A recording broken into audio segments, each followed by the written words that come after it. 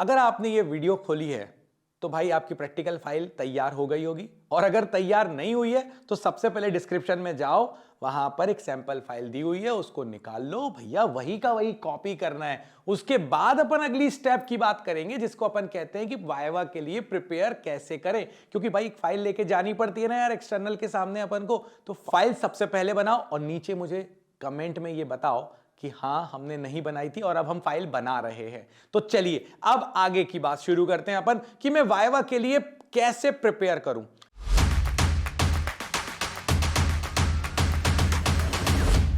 सबसे इंपॉर्टेंट बात यह है कि अकॉर्डिंग टू सीबीएसई हमारे पास 3 जोन होते हैं जहां से हमारे पास क्वेश्चंस बन सकते हैं।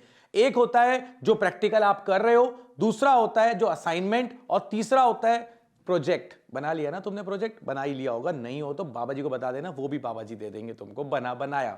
तो ये 3 जोन ऐसे होते हैं जहां से आपसे वाइवा के क्वेश्चंस बनते हैं। अब अगर आपने प्रैक्टिकल किया, अगली स्टेप कि ये 3 जोन तो है बाबा जी, अब क्या करें आगे? तो देखो, जैसे सपोज करो मैं मीटर ब्रिज का एक्सपेरिमेंट कर रहा हूं, तो मीटर ब्रिज का जो एक्सपेरिमेंट है ना, उसके वाइवा के क्वेश्चंस क्या बनेंगे? मीटर ब्रिज किस प्रिंसिपल पे वर्क करता है? मीटर ब्रिज में ये 2 गैप लगे होते हैं, कहां पर हम अननोन रेजिस्टेंस लगाते हैं। इसमें जो वायर होता है ये 1 मीटर का ही क्यों होता है? यहां पर हम बैटरी को इस टर्मिनल की जगह इस टर्मिनल पे लगा देंगे तो क्या हो जाएगा? यहां पर गैल्वेनोमीटर बीच में ही क्यों लगाया जाता है? यहां पर अगर वायर की थिकनेस बढ़ा देंगे तो क्या हो जाएगा? अगर हमने इसमें किसी और चीज को कनेक्ट कर दिया इस सर्किट के अंदर गैल्वेनोमीटर के साथ, तो क्या कुछ होने वाला है? ऐसे बहुत सारे छोटे छोटे क्वेश्चंस जो आप जब सेटअप कर रहे होते हो, जब आप एक्सपेरिमेंट कर रहे होते हो, उसी समय आपको उसके आंसर मिल जाते हैं। सो जो बेसिक क्वेश्चंस हैं, बिल्कुल बेसिक क्वेश्चंस हैं, उनकी प्रिपरेशन उसी समय जब आप एक्सपेरिमेंट कर रहे हो उस समय करते चले जाओ, और उसको अगर लिस्टिंग कर सकते हो तो उससे अच्छा तो कुछ हो ही नहीं सकता। तो पहली चीज तो ये हो गई दोस्तों।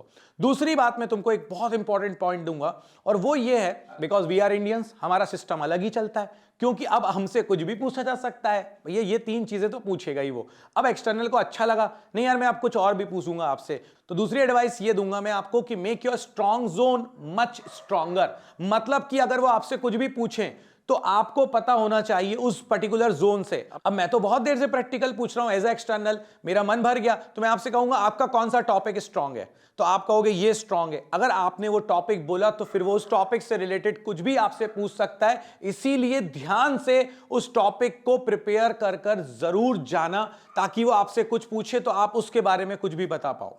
तीसरी एक इंपॉर्टेंट बात आपको बताता हूं, जब आप प्रैक्टिकल कर रहे होते हो ना, एक्सटर्नल आया और आपके हाथ पांव हिलना स्टार्ट हो जाते हैं, तो हर एक्सपेरिमेंट का एक पर्टिकुलर रीडिंग दिमाग में होना चाहिए और उसको कैसे सेट करना है ये भी आना चाहिए। मैं एक्सटर्नल हूं, मैं आपके पास आया, क्या कर रहे हैं आप?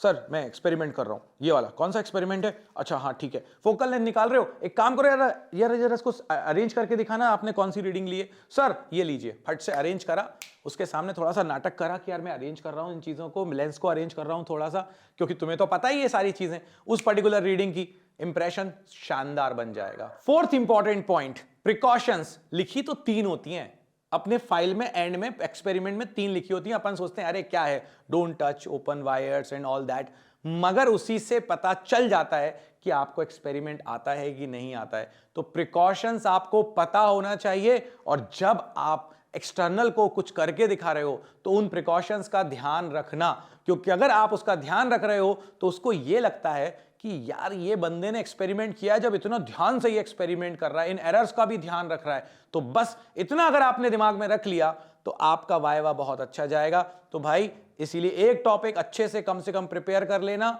और जो बेसिकली आप जो कर रहे हो ना उस चीज का माइंड मैप बना लेना अपने दिमाग में कि मैं ऐसा क्यों कर रहा हूं। अगर क्यों का आंसर आपको याद हो गया, सारे के सारे वाइवा क्वेश्चंस आपके सामने आ जाएंगे।